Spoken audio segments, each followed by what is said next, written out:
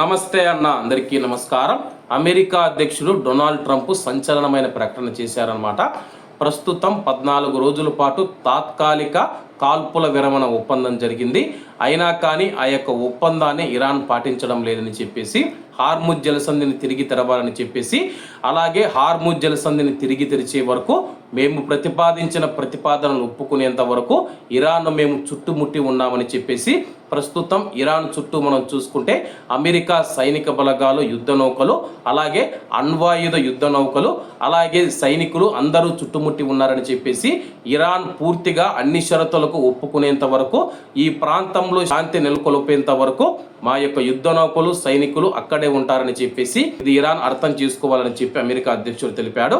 వాస్తవ ఒప్పందాన్ని పూర్తిగా పాటించేంత వరకు ఇరాన్ను చుట్టుముట్టి ఉన్న అమెరికా నౌకలు, యుద్ధ విమానాలు, సైనిక సిబ్బంది తమ స్థానాల్లో అక్కడే ఉంటారు. ఇరాన్ అణ్వాయుధాలు కలిగి ఉండకూడదని మరియు హార్ముజ్ జలసంధి తెరిచి సురక్షితంగా ఉంటుందని చెప్పి ఇరాన్ అంగీకరించాలని చెప్పేసి, అసలైన ఒప్పందాన్ని పూర్తిగా పాటించేంత వరకు అమెరికా బలగాలు ఇరాన్ చుట్టూ ఉంటాయని చెప్పేసి, ఇరాన్ తప్పించుకోలేదు. రాబోయే రోజుల్లో ఇరాన్ చెప్పినట్టు వినకపోతే కానీ మేము చేయబోయే దాడులు భవిష్యత్తులో ఇరాన్ ప్రజలు చాలా ఏళ్ళు గుర్తు పెట్టుకుంటారని చెప్పేసి తెలుపుతూ ఉన్నారనమాట. ట్రంప్ ఇటువంటి ప్రకటనలు చేస్తూనే ఉన్నారు, ఇరాన్ చేసేది చేస్తూనే ఉందన్నమాట.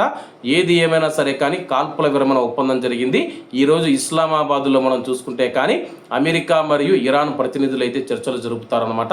ఈ యొక్క చర్చలు సఫలమైపోయి ఈ యొక్క యుద్ధం ఆగిపోవాలని చెప్పి మనం అందరం ఆశిద్దాం. కాబట్టి అందరూ బాగుండాలి, అందులో మనం ఉండాలి. అందరికీ నమస్తే అన్న, జై హింద్.